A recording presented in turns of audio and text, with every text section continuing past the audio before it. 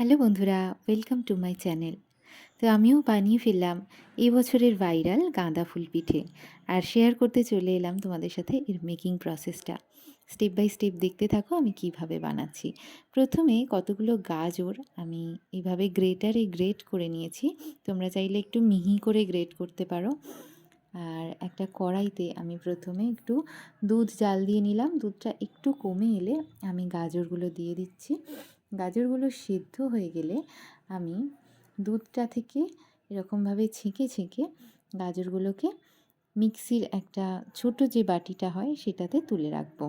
এটা পরে মিক্সিং হবে, তো একটু গরমটা কমে যাক, তারপর মিক্সিং করা হবে। এরপরে আমি কিছুটা পরিমাণ গাজর দিয়ে গাজরের হালুয়া বানিয়ে নিচ্ছি। দুধের মধ্যে ভালো করে ফুটিয়ে ওটাকে সেদ্ধ করে দুধটা একদম কমে আসবে যখন, আমি চিনি দিচ্ছি, পরিমাণ মতো একটু লবণ দেবে, একটু এলাচ গুঁড়ো দিলাম, আর তার সাথে আমার কাছে একটুখানি নারকোল ছিল, সেই নারকোল কোড়াটাও দিয়ে দিয়েছি, যেহেতু বাঙালির পিঠে নারকোল ছাড়া একটু চলে না, সেজন্যই।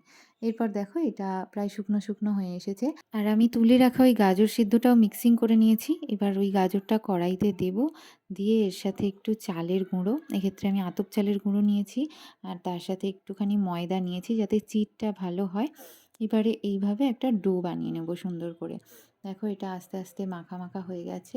একটু আঙুল দিয়ে চেক করে নিচ্ছি যাতে বোঝা যায় যে এটা গোল করলে গোলটা ঠিকঠাক থাকবে, একটু আঠালো মতনই হয়েছে।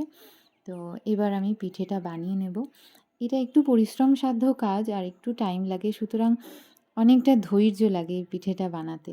তো দেখো আমি একটা এরকম বাটি তৈরি করে নিচ্ছি এবং বাটির মধ্যে গাজরের ওই হালুয়া যে পুরটা বানিয়েছিলাম ওটাও দিয়ে দিচ্ছি। দিয়ে আমি বাটিটাকে ভালো করে এইভাবে দেখো মুখটা চেপে নিচ্ছি যাতে পুরটা বেরিয়ে না যায়। এরপর তোমরা এটা চিমটে নেবে।